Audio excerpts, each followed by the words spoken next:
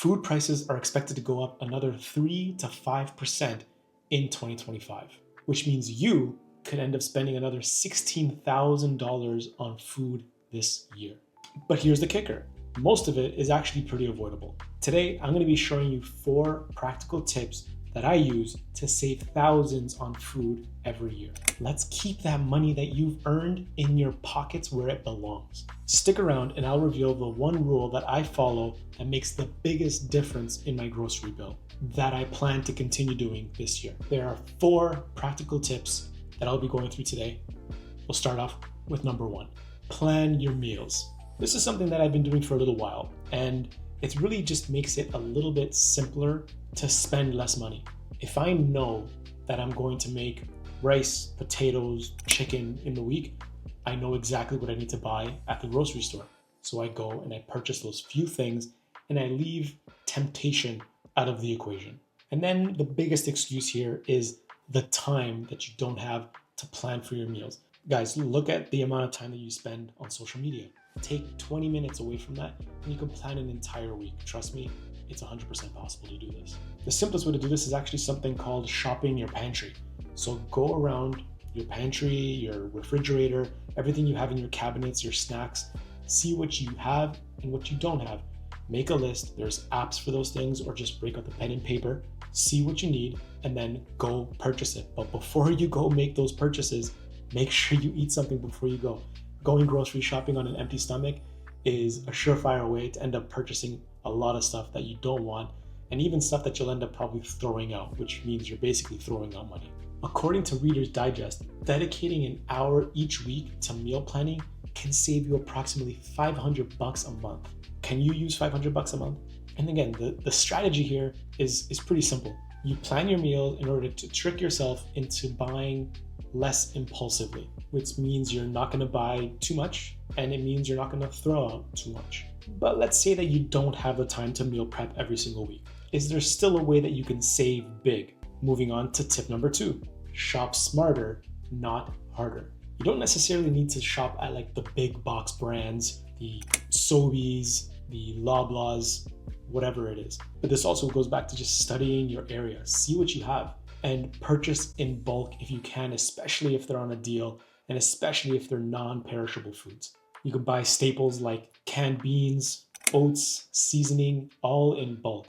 Just load up on those things so you don't always have to keep going back to purchase them. For example, I always purchase my seasonings at Bulk Barn.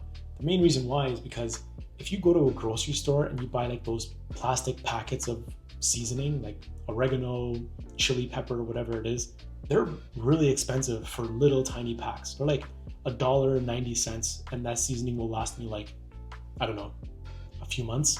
If you buy those products at Bulk Barn or any bulk supply stores, you could buy like a pound of it for the same amount of price and it'll last you so much longer. It doesn't expire, it's dried seasoning, so highly recommend it. If you're not purchasing in bulk, then you're gonna end up like those people on the wrong side of a stack. According to the USDA, the average household wastes $1,500 annually on uneaten groceries.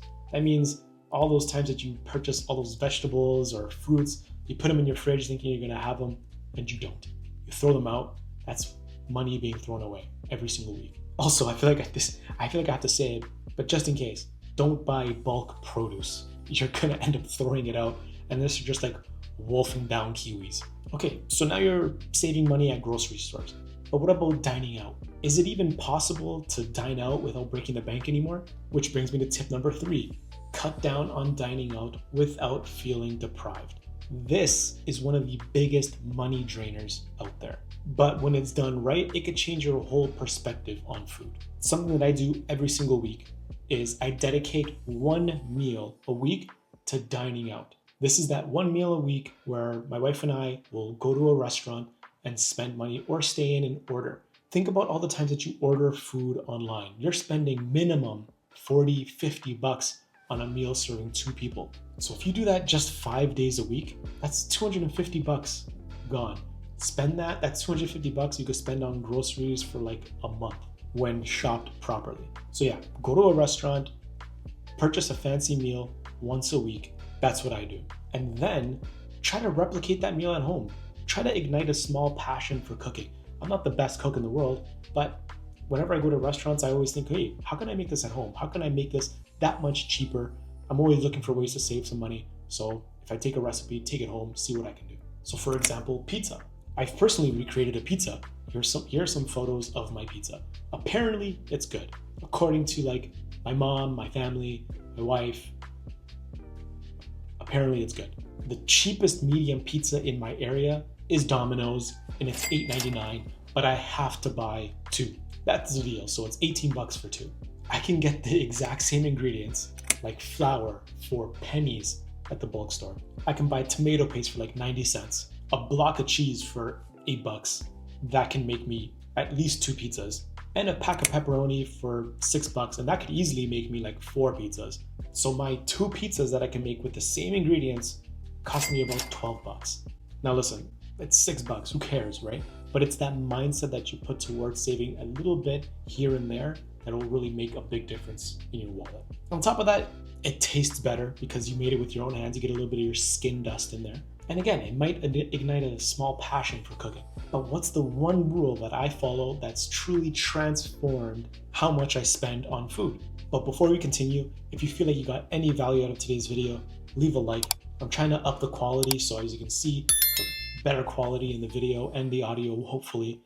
And if you want to come along with the journey, subscribe. Moving on to tip number 4, the 3-for-1 rule. There are so many hidden costs at grocery stores that are hidden behind convenience.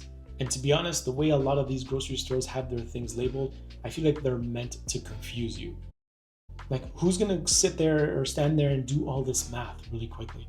But again, going back to the example of food costing more hidden behind convenience. Pre-prepped foods like shredded cheese or pre-cut vegetables are up to 3 times more expensive than the whole food on its own. And you'll probably notice in the grocery stores how prominent those foods are. They typically put things in the middle zone because no one likes to bend down or reach really high up in the grocery store. So they'll put things that are very convenient right in the middle so you can reach and grab them. But again, they're typically 3 times more expensive than the whole food on its own.